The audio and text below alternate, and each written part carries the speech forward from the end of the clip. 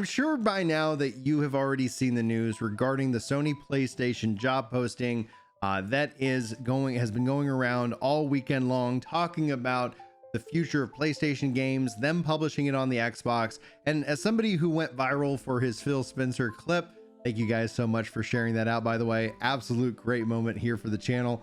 I thought I'd weigh in on this discussion because the game industry as it exists now, I think, is seeing massive shifts. So I want to talk about what this job posting means to me and what I think that what we might see going forward, and just overall just give you my general take on everything. Now, let's start off with what was officially shared. Tom Warren sharing this out on the 26th, the day before my birthday, saying, looks like Sony's getting even more serious about multi-platform games. It's ready for PlayStation Studio software titles across all digital game platforms beyond PlayStation hardware, including Steam, Epic Game Store, Xbox, Nintendo, and mobile. Now, this is real interesting to me for many reasons. Obviously, we've seen Helldivers 2, the announcement that it's coming and being published by PlayStation on the Xbox itself. This has caused, I think, some level of frustration within the PlayStation fans' diehard, culture.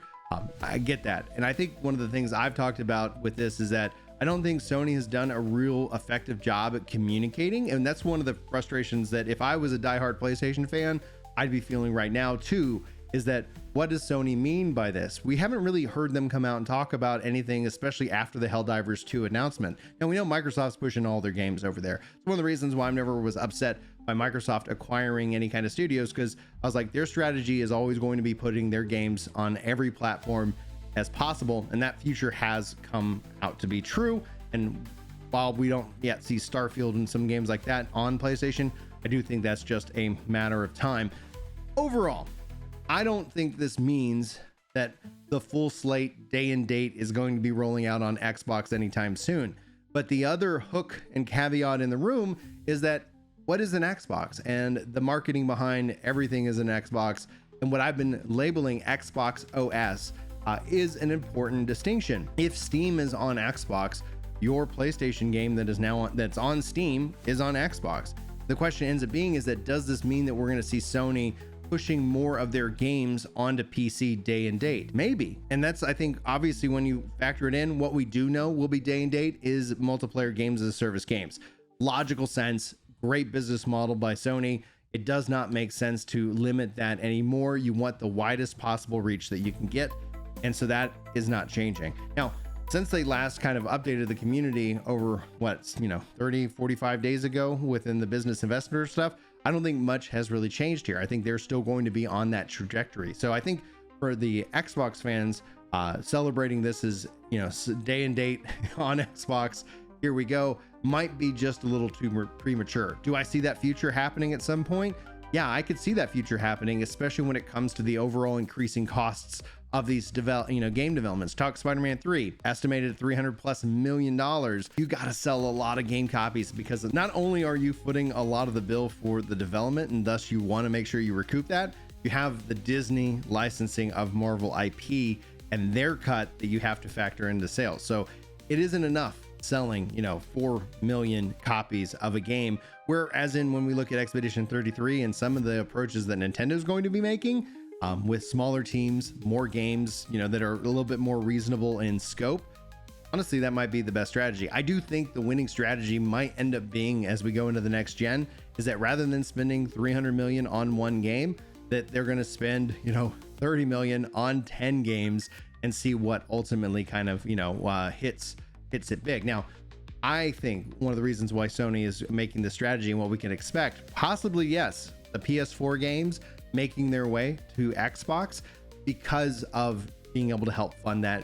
You have this game, it's not generating you any more money right now, but if you could go and sell a couple million more copies of that game, that's additional revenue in your pocket that's going to help offset the cost and the risk. And that's really the thing, offsetting the risk of what it means to make a $300 million game, because that's one of the things Sony has been beloved for and known for, is its high quality production games. And we've seen less and less of those because the cost has become so astronomical, the risk has become so great, and they have now, obviously seen them publishing their games on PC at some kind of trailing perspective. What I would watch for, so if you're, these are just some of the milestone kind of flags that I'm looking to see that will indicate a shift in their overall plan and design is that if their the time from console to PC continues to get shorter and shorter and shorter, ultimately that would be them testing the waters, try and find that sweet spot. They still want to sell the PlayStation 6. They still want to sell their hardware because they make money every time somebody buys a PlayStation and Call of Duty, and they don't have to fit any of the bill for Call of Duty. All that development cost is managed by Microsoft. All that risk is managed by Microsoft now. So they make pure profit on anytime they can sell that game in their ecosystem. I do also wonder, as I kind of slap the mic here, if we might see a Sony PlayStation PC storefront, so then that way they could, in a way, compete a little bit more against things like Steam and negotiate, have just a little bit more negotiating power with the Steam cut, because we know that they are getting a special rate. We know that Microsoft is getting a special rate. We know that is just how the business works. But the thing they don't have that Microsoft and the Xbox does have is the Xbox app on PC. And so maybe, just maybe, we would see them kind of shift into that. Now, on a final note, and this is only going to affect a small number of us gamers, so I'm not speaking to the grand majority, but with things like GeForce Now and with game streaming, with the future of xCloud, which it sounds like they're going to be going with everything to a more PC architecture, which consoles are already PCs anyway, but that's maybe for another video or discussion on the podcast. On that note, speaking of which, this Friday, if you're watching this week, we got Jez Corden. He's coming on. We're going to talk about all this on the Gaming Roundtable Fridays at noon.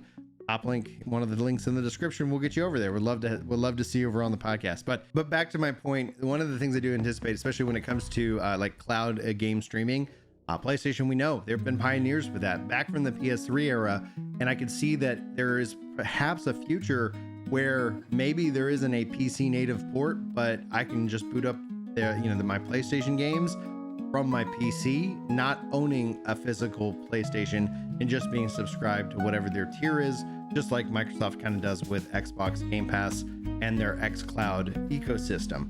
xCloud, I think by far is the worst option available if you're looking at cloud gaming. So if that is your only experience, yeah, I can see how that could be frustrating and scary. But if you step into something like GeForce Now, you know that is light years ahead of everybody else, and it is truly a really interesting thing. And it runs all my Xbox games. So I don't know, maybe they either partner or they bring it. And if they do bring it, the question, especially to the diehard PlayStation fan who might be watching this video up to this point, respect for you sticking around, sir or madam, is that if I can just boot this up on my PC without having to own any physical hardware, is that day and date? Is that fair to say? We'll see. Anyway, guys, I think it's overall interesting news that we're seeing this week. I think there's going to be a lot of people, a lot of talk, a lot of opinions, especially about this specific topic.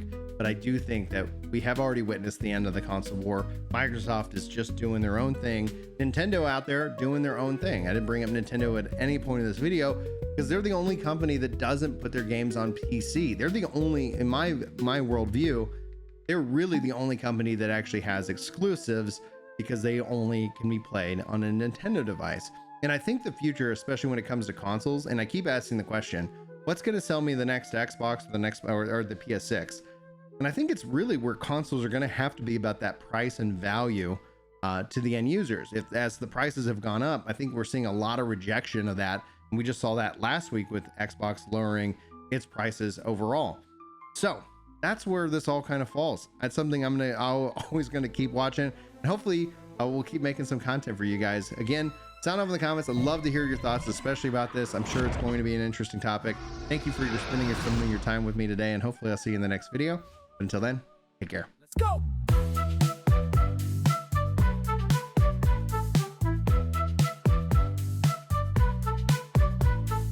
Pixel packed mornings, controller in hand.